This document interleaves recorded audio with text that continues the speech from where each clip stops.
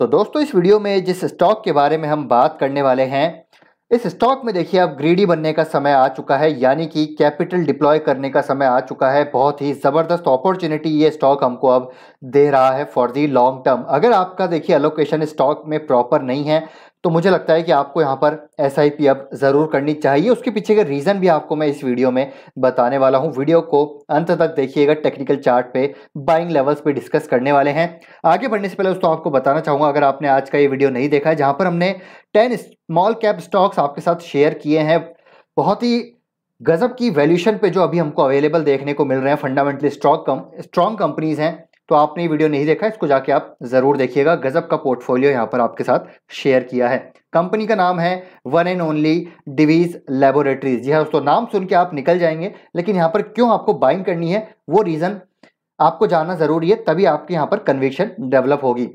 तो क्या रीजन है? सबसे पहले दोस्तों रीजन की बात करें, फार्मा सेक्टर की लीडर कंपनी है। कंपनी की अगर मैं बात करूं प्रोडक्ट्स की, तो यहाँ पर 70 to 80% मार्केट शेयर है इनका ग्लोबली। कुछ ऐसे प्रोडक्ट्स में जैसे कि नेप्रोक्सिन हो गया, गाबापेंटिन हो गया, और भी दो चार ऐसे प्रोडक्ट है, और काफी सारे ऐसे प्रोडक्ट है जिसमें 30 से 40% का मार्केट शेयर है। मतलब प्रोडक्ट पोर्टफोलियो इनका काफी जबरदस्त है।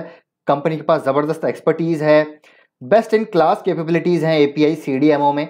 तो यहाँ पर ये कंपनी अभी तो यहाँ पर देखिए इतना जबरदस्त मौका दे रही है, शायद आपको ये बाद में ना दे। सेकंड रीजन बात करते हैं वैल्यूएशन की।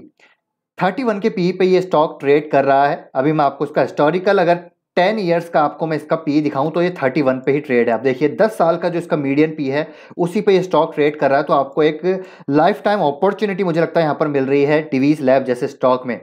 5 साल का पी तो और भी ज़्यादा है, 45 के पी पे ये कंपनी ट्रेड कर रही थी। 5 साल में काफ़ी ज़बरदस्त हमको 30 to 40% की ग्रोथ देखने को मिली। लेकिन अब ये जो स्टॉक है करेक्शन हुआ है, जहाँ पर बेयर मार्केट में हमको जितने भी क्वालिटी स्टॉक्स हैं सभी में गिरावट देखने को मिली है, तो ये भी उसी में से एक है। लेकिन ये जो अपॉर्चुनिटी यहाँ पर आपको अब मिल रही है, ये हो गया दूसरा रीज़न। तीसरे रीज़न की बात करते हैं, इसका सेल्स ग्रोथ आप देखिए 20% से ऊपर की सेल्स ग्रोथ है पिछले कई सालों से। प्रॉफिट ग्रोथ आप देखिए इसकी 25% ऑन एन एवरेज कंपनी की जो है ईपीएस ग्रोथ है, बहुत ही लाजवाब। कंपनी का रिटर्न ऑन इक्विटी आप देख सकते हैं 25 से 30 28 तक हमको यहाँ पर परसेंट तक कंपनी का आरओई देखने को मिलता है, जो कि अपने आप में ही काफ़ी लाजवाब है। शेयर होल्डिंग पैटर्न की बात करें तो डीआईएस ने अपने स्टेक को यहाँ पर लगातार बढ़ाया है 2019 से।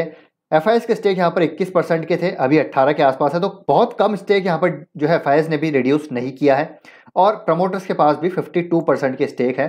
तो यहाँ पर ज़बरदस्त शेयर होल्डिंग पैटर्न है। तो ये हो गई पहली चीज़। अब यहाँ पर स्टॉक की जो गिरावट है वो क्यों हुई है, अब यहाँ से क्या होगा उसके बारे में थोड़ा चर्चा करते हैं। तो ये देखिए स्टॉक ऊपरी स्तरों से 37% गिर चुका है। तो इस लेवल पे जैसे मैंने आपको बोला वैल्यूएशन 31 के पी पे स्टॉक मिल रहा है, तो बहुत ज़बरदस्त अपॉर्चुनिटी है। यहाँ पर आप अपनी एसआईपी को ज़रूर डिप्लॉय कर सकते हैं, और हो सकता है ये स्टॉक यहाँ से और करेक्ट हो जाए।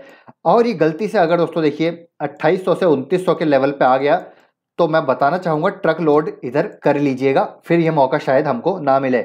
मार्केट अगर इसको गलती से 2800-2900 पे ले आया तो फिर ये जो है एक लाइफ टाइम अपॉर्चुनिटी हमको देखने को मिलने वाली है। और मुझे लगता है इस प्राइस पे भी काफ़ी सारी चीज़ें फैक्टर्ड इन हो चुकी है, जैसे कि अभी हमने देखा जबरदस्त हमको टॉप लाइन बॉटम लाइन में ग्रोथ देखने को मिली, ठीक है। लेकिन मैनेजमेंट ने यहाँ पर बोला कि आगे की जो रेवेन्यू विजिबिलिटी है वो क्लियर नहीं है, तो उसकी वजह से थोड़ा प्रेशर रहा।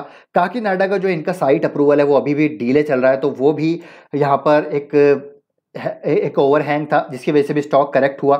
साथ ही साथ यहाँ पर अगर हम बात करें तो मोलनुपिराविर जो इनकी बेसिकली कोविड वाला जो प्रोडक्ट है इनका, कोविड जो ड्रग है उसकी सेल्स काफ़ी ज़्यादा हमको देखने को मिली पिछले 2 साल में, तो हो सकता है वो भी हमको अब कम होती हुई देखने को मिले। तो ये सारी चीज़ें फैक्टर्ड इन हो रही है, लेकिन अब यहाँ से सारी चीज़ें मुझे लगता है पॉजिटिव ही हमको आती हुई देखने को मिलेंगी। सारी नेगेटिव फैक्टर्ड इन है, and going forward we will see all positive will come out. अब जैसे काकीनाडा का अप्रूवल इनको मिलता हुआ नजर आएगा। लैंड बैंक की अगर मैं बात करूं, इनके पास जो लैंड है वो करीब 100 एकर्स की ऑलरेडी इनके पास लैंड है, जो कि करंट साइट्स पे इनके पास ऑलरेडी अवेलेबल है, which is pretty much sufficient to cater for the growth for next 2-3 years. ऐसा मैं नहीं कह रहा हूँ, ऐसा मैनेजमेंट ने यहाँ पर कहा है, और जो कि आपको पता ही है, मैं आपके साथ पहले भी चीज़ें शेयर कर चुका हूँ। एक्सपर्टीज़ है, best in class API CDMO capabilities हैं, तो इवेंचुअली इनको और ऑर्डर यहाँ पर विन होते हुए देखने को मिलेंगे। 90% तो एक्सपोर्ट ही करते हैं, तो ग्लोबल जो क्लाइंट रिलेशनशिप है इनका बहुत ही ज़बरदस्त है। इसलिए मैं कह रहा हूँ कि दोस्तों this is the time to be greedy. तो ये टाइम है ग्रीडी होने का। तो आप यहाँ पर अपनी एसआईपी को डिप्लॉय कर सकते हैं, और यहाँ से और करेक्शन होता है तो आप यहाँ पर एसआईपी वे में, स्टैगर्ड वे में यहाँ पर धीरे धीरे इसको एक्यूमुलेट कर सकते हैं। कैपिटल आपकी जो है यहाँ पर डिप्लॉय कर सकते हैं। अलोकेशन का ध्यान रखिए, ऐसा नहीं है कि आप 25% अलोकेशन यहाँ पर कर रहे हैं। देखिए कंपनी ऐसी है कि इसमें 50% एलोकेशन भी किया जा सकता है, नो डाउट, लेकिन हमको यहाँ पर फॉलो करना है जो हमारा प्रिंसिपल है पोर्टफोलियो मेकिंग का, कि कैपिटल अलोकेशन उतनी ही रखनी है चाहे कितना भी हमको कन्विक्शन हो। ठीक है, तो वो चीज़ आपको ध्यान रखनी है। 6 ग्रोथ इंजन्स की बात करें, कॉन्ट्रास्ट मीडिया की बात करें, जो है इन्वेस्टमेंट इन्होंने कॉन्ट्रास्ट मीडिया में किया है, which has better pricing, margin इनके अच्छे होते हुए देखने को मिलेगा। साथ ही साथ हाई एंट्री जो है बिजनेस सेगमेंट है इनका, हाई एंट्री बैरियर्स है वहाँ पर, तो ये भी एक अलग जो है बेनिफिट है। साथ ही साथ 6 ग्रोथ इंजन के बारे में हमको ऑलरेडी चर्चा कर चुके हैं। तो ये जो स्टॉक है हमने यहाँ पर बात करी थी कि गिर सकता है, कप विद हैंडल पैटर्न बन रहा था, गिरा स्टॉक, आया देखिए 3300 के आसपास, लेकिन अभी भी अट्रैक्टिव लेवल पे है, बाय कर सकते हैं। अपनी रिसर्च और स्टडी भी जरूर कीजिए, बस आपको करेज रखना पड़ेगा, बाय करने के लिए करेज दिखाना पड़ेगा और होल्ड करने के लिए पेशेंस दिखाना पड़ेगा, तब आपको रिवॉर्ड यहाँ पर जरूर मिलेंगे। हम मान के चलते हैं यहाँ से अगर 20% ग्रोथ भी आती है तब भी दोस्तों ये जो वैल्यूएशन काफ़ी अट्रैक्टिव देखने को मिलती है। अगर मैं ईपीएस में 20% ग्रोथ मान के भी चलता हूँ एक्सक्लूडिंग मोलनुपिराविर, तब भी दोस्तों मुझे लगता है ये बहुत ही अट्रैक्टिव वैल्यूएशन पे सारी चीज़ें फैक्टर्ड इन हो चुकी है। तो ये है दोस्तों अपडेट डिवीज लैब के अकॉर्डिंग, डिवीज लैब के रिगार्डिंग। अपने अकॉर्डिंग आप यहाँ पर अपने कैपिटल एलोकेशन कर सकते हैं। तो वीडियो पसंद आया तो लाइक कीजिए, शेयर कीजिए, चैनल को सब्सक्राइब कर लीजिए। मिलते हैं आपसे नेक्स्ट वीडियो में। Till then take care, bye bye.